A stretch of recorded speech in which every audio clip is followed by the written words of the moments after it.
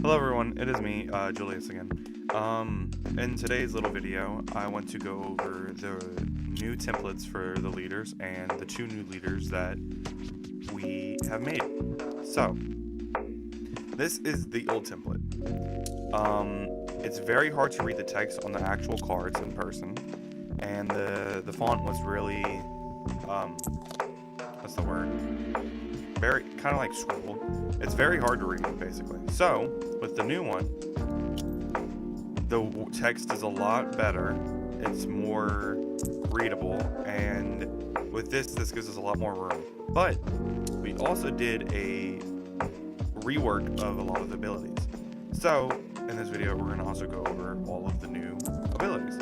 So with Frilla, her first passive is called War General's Guidance.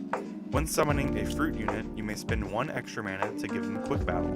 This unit can attack the turn they're summoned. Her passive, 2, unlocks at 14 HP. Soldier's Adrenaline. When a fruit unit dies, this card gains HP equal to half of their mana cost rounded up. So if a 3 cost mana card dies, you would gain 2 mana. If a 1 cost dies, you get 1 mana. If a 2 cost dies, you get 1 mana. So on and so forth. She has 2 attacks. Her first one is called Fruit Vine Whip, where you can either deal 1 damage with Sweep, or stun one unit. This card cannot move, though. And then her second attack is Spear Toss. This attack can hit a unit from anywhere on field, deal 4 damage to an enemy unit, and it has retractable. And we'll go over that later, too. These are all quick keywords. I am supposed to have Sweep keyworded, too, and I realize I do not, so I'm going to have to go back. So it's Quick Battle. Now her effects, she has her base effect, which is called Fruit Reinforcement. If there is less than 3 ally units on the field, you may spend 2 mana to play the top card of your deck. If it's not a unit card, put it on the bottom of your deck.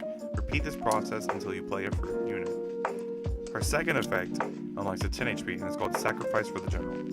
Once per turn, when Frilla is targeted with an attack, you may spend 2 mana for an ally unit to take the damage instead.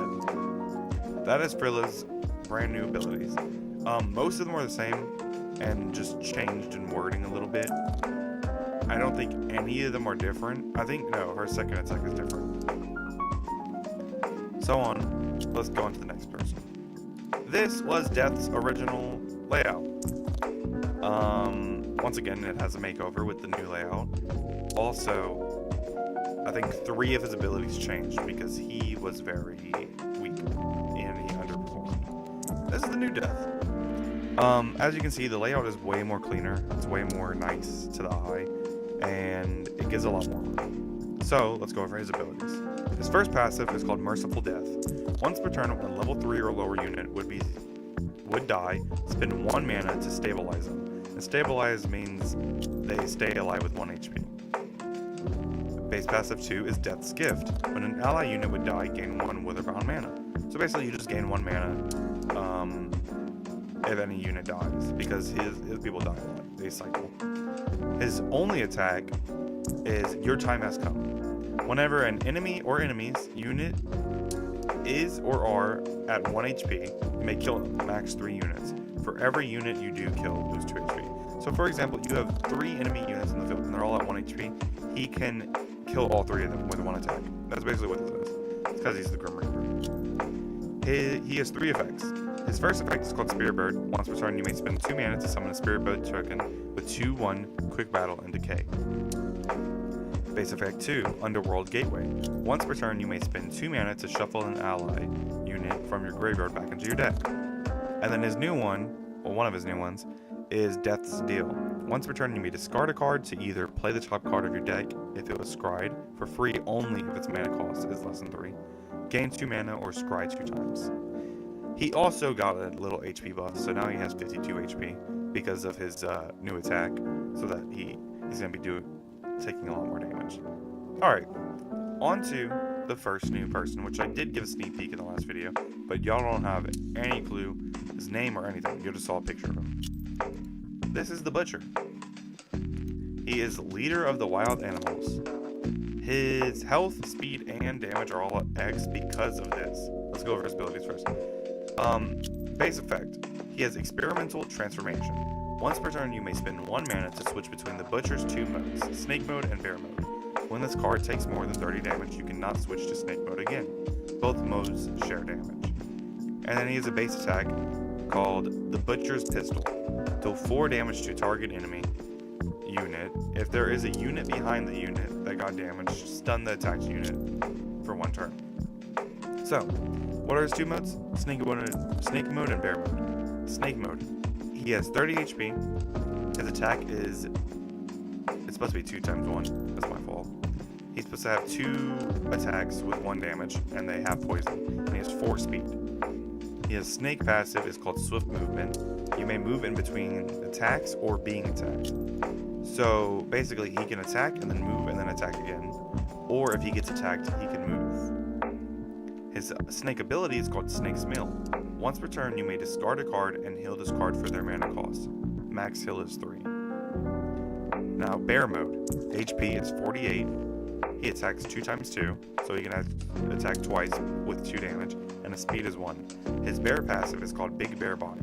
When you take more than 4 damage, reduce it by 1. Bear ability is called Broad Bear. Once per turn, you may spend 2 mana to give this card Taunt and Tough for 1 turn. That is the Butcher. I think his playstyle is a lot fun, and it's a lot more risky. Yeah.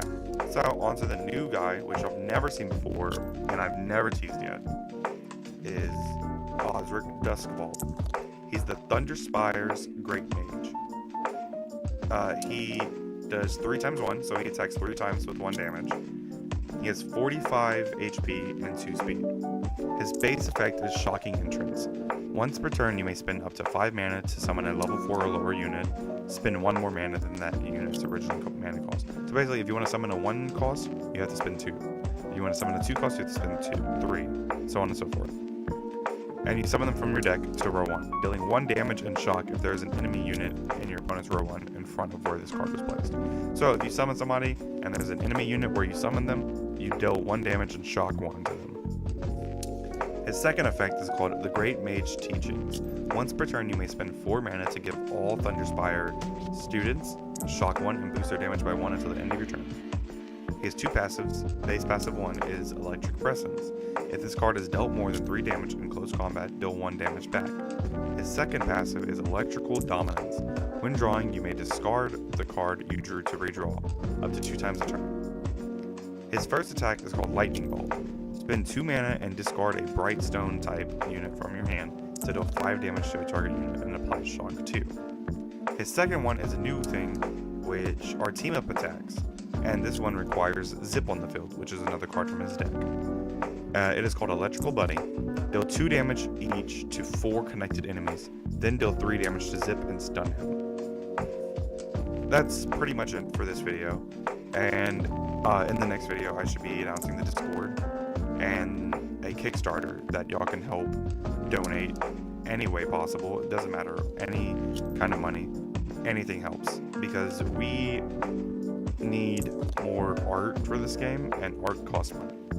And yeah, that's pretty much it. I will be trying to do videos Wednesdays and Sundays.